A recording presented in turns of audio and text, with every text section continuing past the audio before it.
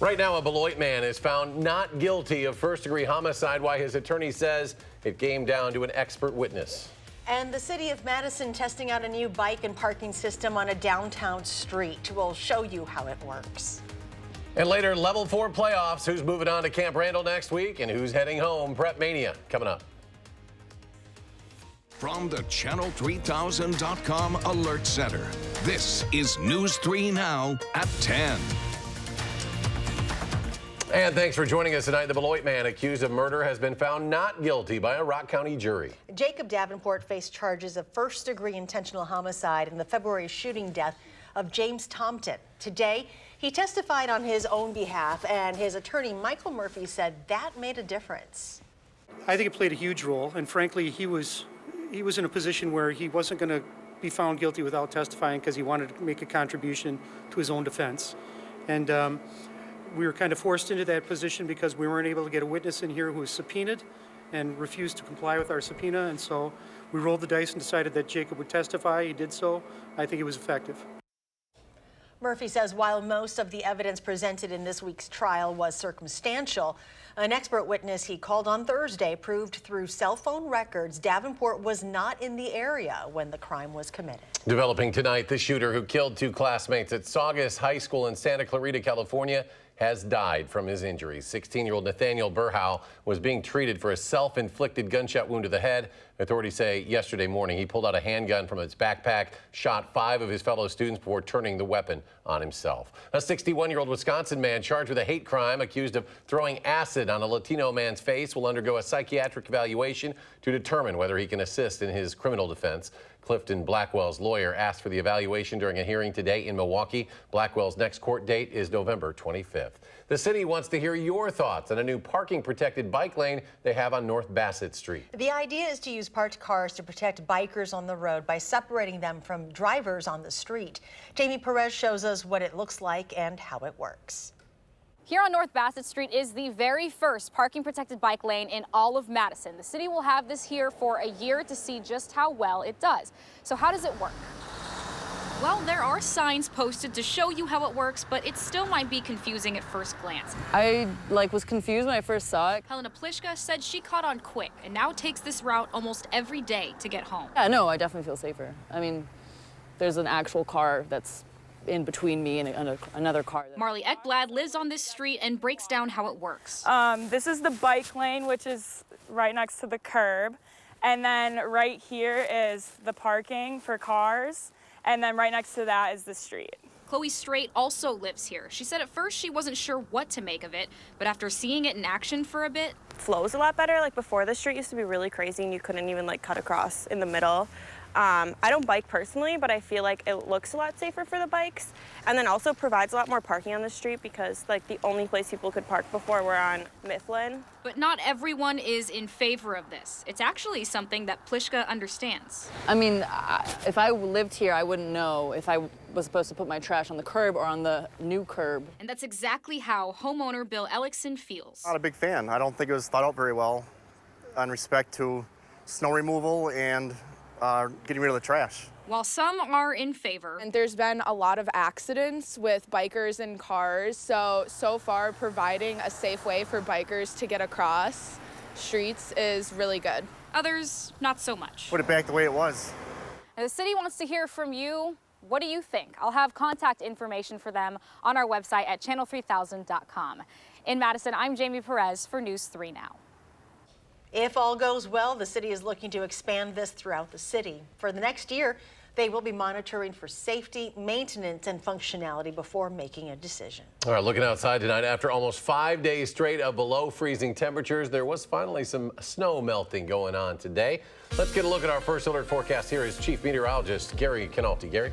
Well, we had it at least for a few hours before the temperatures dropped back below freezing. But let's start out by taking a look at the time lapse in Madison. Started out this morning with mostly cloudy skies. I thought, uh-oh, here we go again. Can't get the sun in here. But eventually, boom, the clouds went away, and we had sunshine for much of the day today. Skies are partly cloudy tonight. They'll probably become a little more cloudy by early tomorrow morning. High temperatures, though, were about as warm as they've been in almost a week. 41, the high in Madison. Many locations hit the 40-degree mark from Madison on toward the north and west. It's actually a little colder over to the south and east where there's a little bit more snow cover, but even there temperatures were above freezing. Now temperatures are in the 20s across most of southern Wisconsin. They've been fluctuating up and down. In Madison, we've actually gone up 3 degrees in the last hour. Temperatures will be down in the mid-20s by early tomorrow morning. Look for mostly cloudy skies, but a quiet day. The high will be at 38. Look for some snow or maybe snow mixed with rain chances on Sunday, but still a warming trend is on the way for next week. I'll have all the details and weather in a few minutes. All right, Gary, thank you. Another developing story tonight. 2 people were injured when shots erupted at a high school football game. This was in Pleasantville, New Jersey tonight. There is no word on the condition or identity of the victims at this time or what led to the shots being fired. New video was released today of a prison fight between Jake Patterson, the man convicted of abducting Jamie Kloss and killing her parents, and another inmate. Patterson was transferred from Wisconsin to a prison in New Mexico in July. New Mexico Corrections Department records show 2 inmates at an unnamed prison approached Patterson in August and told him to leave the pod because of his case. Well, Patterson punched one of them, triggering this fight. A prison guard stopped the brawl by firing off a beanbag shotgun. Patterson was placed in restrictive housing. 2 private jets collided on the ground at a San Antonio airport today. This happened around 4 this afternoon. One of the planes had been parked since earlier this month. Reports say the other one inadvertently sped forward, hitting the parked plane. No injuries have been reported. Police in Manitowoc are still searching for a Salvation Army red kettle stolen earlier this week from outside a store. Wednesday night, thieves not only took the kettle, they also made off with the entire stand. After the news got out, without hesitation, 2 business owners from the area donated the $350 needed for a replacement, and it was out by the next morning. Madison police are looking for a man who punched and choked out an Uber driver after the Badger football game last weekend. The 22-year-old driver told police a man and 2 women got into his van on Regent Street. This was about 6 p.m. Saturday. Police say the man put the driver in a chokehold, causing him to black out. While unconscious, the driver jumped a curb and hit a traffic sign. The 3 passengers got away, and police say they canceled their Uber ride, so the driver doesn't have any record of it. The driver is expected to be okay. This year's flu season is getting an early start. According to the Centers for Disease Control and Prevention, 30 states are already recording flu activity, and for the first time of the year, that's the highest number they've seen in decades. Health officials say so far the vaccine appears to be a good match to fight the active strains making people sick. 11 U.S. sailors were injured late last night after a fire broke out aboard the warship USS Iwo Jima. The Navy says the fire broke out around 11:45 while the ship was docked in Mayport, Florida. The fire was eventually contained and put out around 4:35 in the morning. The Navy says all of the injured sailors reported only minor injuries. New tonight, in an historic move, President Trump announced hospitals will be required to disclose the rates they privately negotiate with insurers. It is part of a larger transparency push aimed at reducing health care costs. 4 hospital groups quickly promised to file a legal challenge, arguing the rule exceeds the administration's authority. On day 2 of public testimony into the House impeachment inquiry, former U.S. ambassador to Ukraine, Marie Yovanovitch, says she was, quote, kneecapped when President Trump abruptly recalled her from her post after decades of foreign service. As she was testifying, the president tweeted, quote, everywhere Marie Yovanovitch went turned bad. But would you like to respond to the president's attack? I don't think I have such powers. What effect do you think that has on other witnesses' willingness to come forward and expose wrongdoing? Well, it's very intimidating. I have the right to speak. I have freedom of speech, just as other people do. Republicans called the hearings a failure, saying nothing that has been said so far is an impeachable offense. Roger Stone, one of President Trump's longtime associates, was found guilty today on all charges. He was convicted on 5 counts of lying to Congress, 1 count of witness tampering, and 1 of obstructing a congressional committee proceeding. The verdict marks a conclusion to one of the key prosecutions in Special Counsel Robert Mueller's Russia investigation. Stone is the 6th Trump associate convicted as a result of Mueller's investigation. Still ahead tonight, a continued warm-up this weekend. Gary will have the full forecast. And later, it is Prep Mania. Level 4 playoffs winners head to Camp Randall next week. We'll find out who will be playing for gold coming up.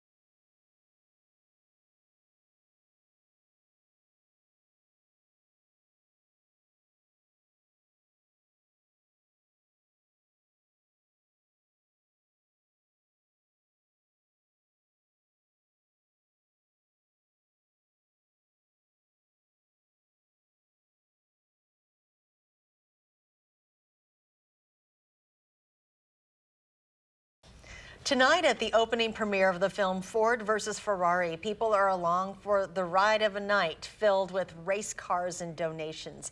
At New Visions Theater in Fitchburg, a portion of ticket sales are being donated to Cars Curing Kids. It's an organization that supports research and programs for childhood diseases. About 600 people are there tonight supporting the organization and watching the movie.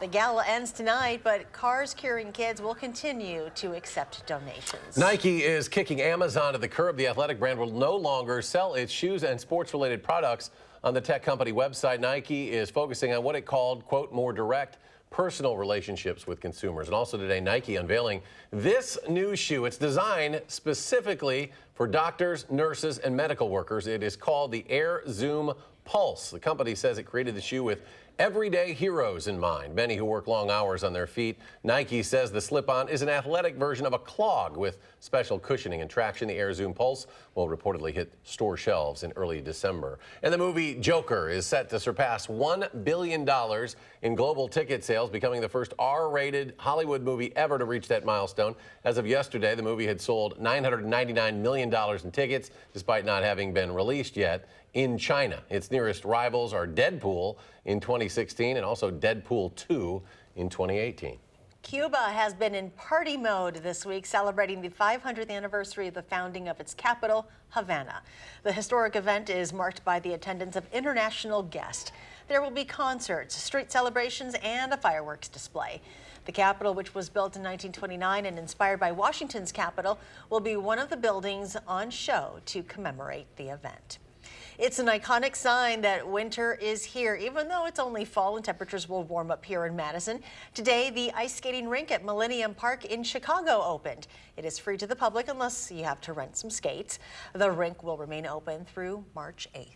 Weather permitting, of course. Chief Meteorologist Gary Canolfi, I don't think we were talking about any ice melts, right? But we're going to see some warm-ups next week, right? We got up above freezing for at least a couple of hours today.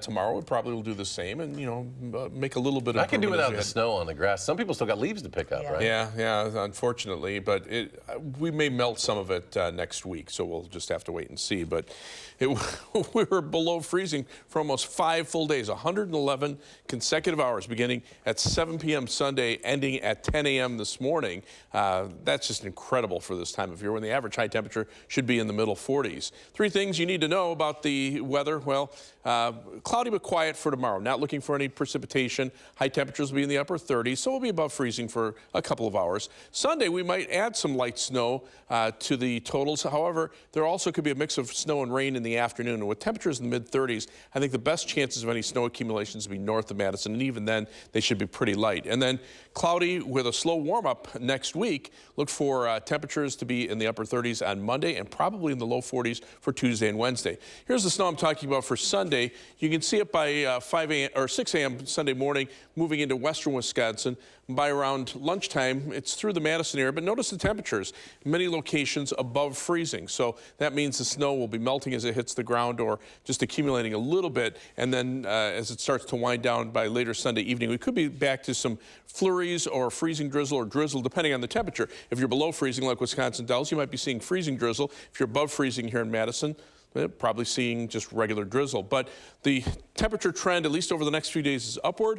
We're going to see temperatures in the lower 40s by Tuesday and Wednesday. If we get at or above normal temperatures, that'll be the first time in over 3 weeks that we've gotten that mild. Time lapse from the Queeby Radio Skycam in Platteville shows they started out with sunshine, had a little patch of clouds, and then they had generally sunny skies through the rest of the day. So actually, not a bad day to melt a little bit of snow. It kind of felt like spring if you were out there and when the temperatures were above freezing. Live view from the Edgewater Skycam in downtown Madison. Skies are partly cloudy right now, and as we check out the almanac for today, we made it to 41. That's still 3 degrees below normal, but we're getting closer. 23 the low compared to the average low of 29, and right now we're at 29 degrees. Winds out of the southeast at 6 miles per hour. Our wind chill is at 23 degrees, and as we look at high temperatures today across the state, many locations, in fact, all the major reporting stations were above freezing with the exception of Superior. They topped out at 31. 41. So for the overnight hours, look for partly cloudy skies, low temperature at 24. Tomorrow will be mostly cloudy, but it should stay dry during the day, the high temperature at 38.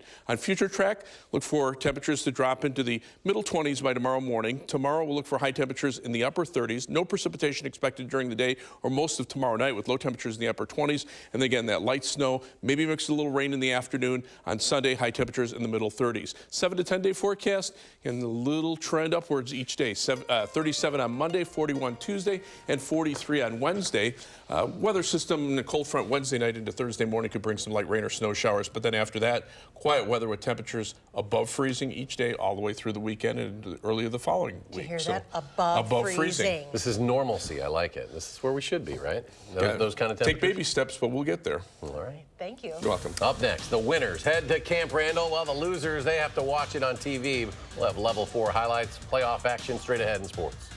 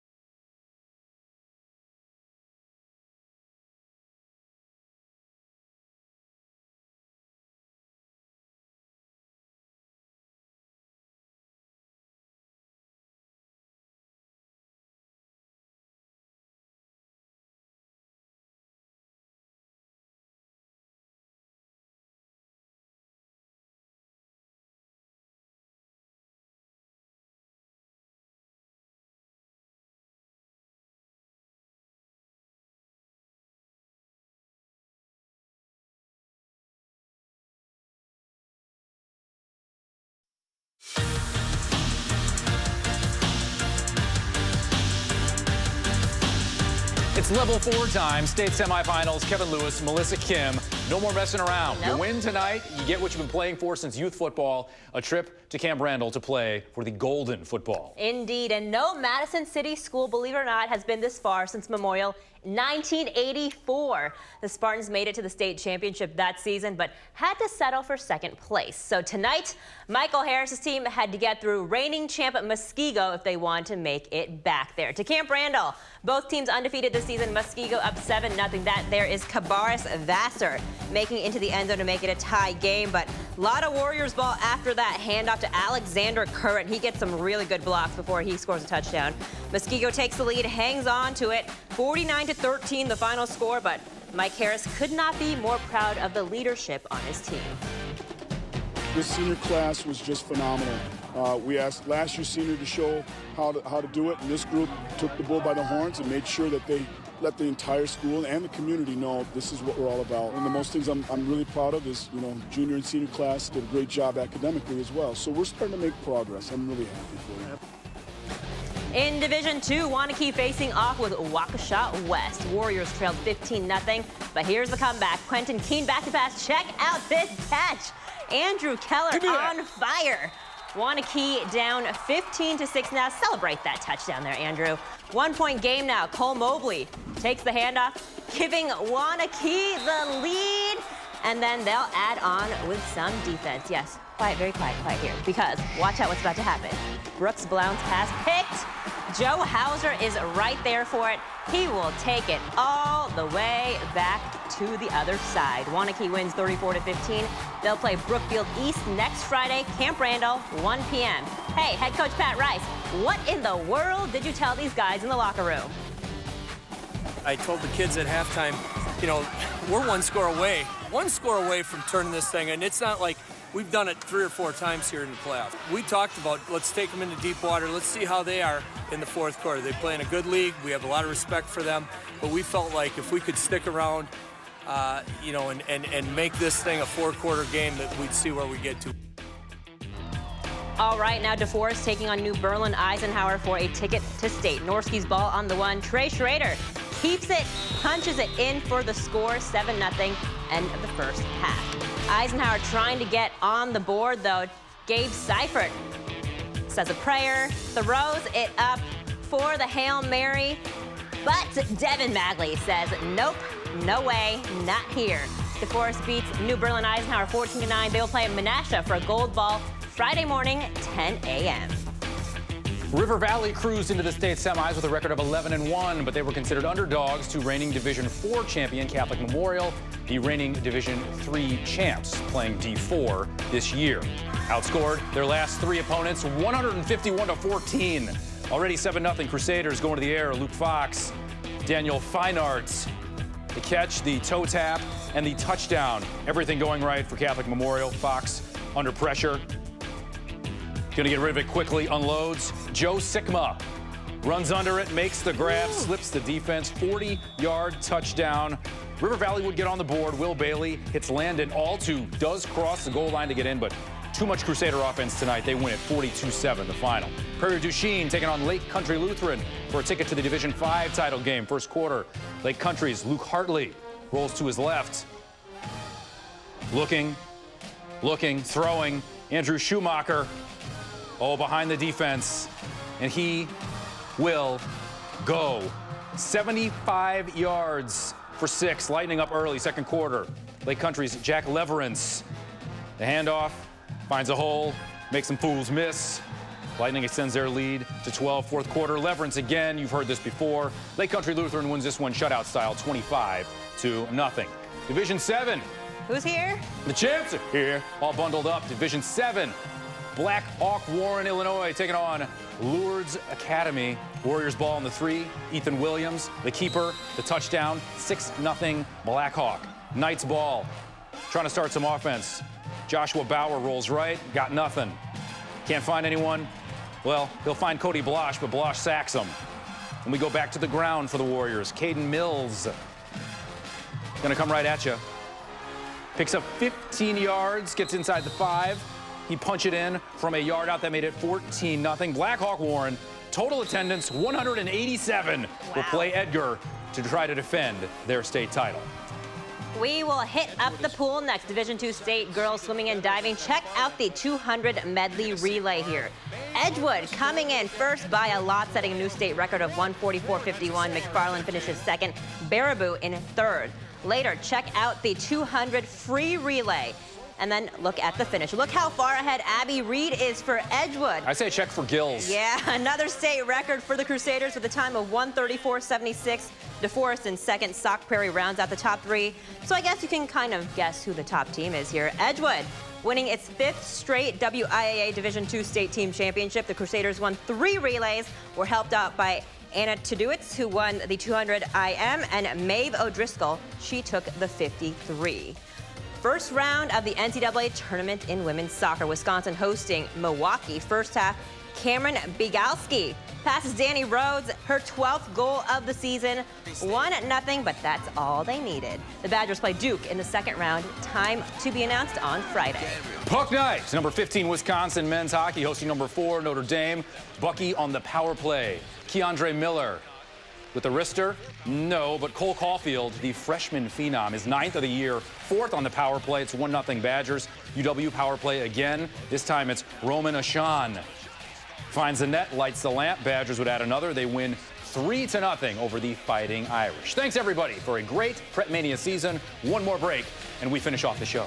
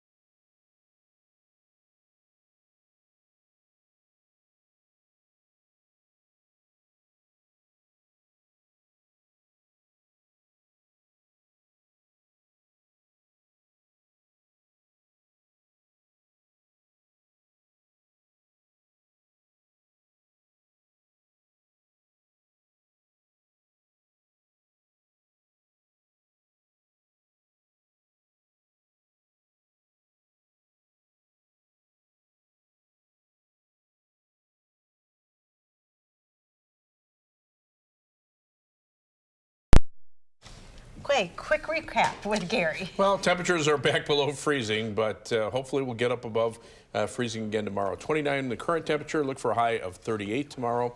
Sunday, some light snow, maybe mixed with rain in the afternoon. But the good news is every day in the next 10 days, I have temperatures at least above freezing for a few hours each day. And a couple of those days, like Wednesday into Wednesday night, we might actually stay above freezing for more than a day. So, and like 50, what did you say the temperature's going to be for the Badger game tomorrow? Mid to upper 50s at kickoff. Way better than here. It's like, and you guys are going to the Marquette Badger game. Sunday's a big day. Yes, we are. Yes. Have fun and go See if you'll Badgers. get that donation from me, old school, down 94. Two Marquette grads. you. Go Badgers. Go Badgers on Wisconsin. Do something good. Ring out Ahoya.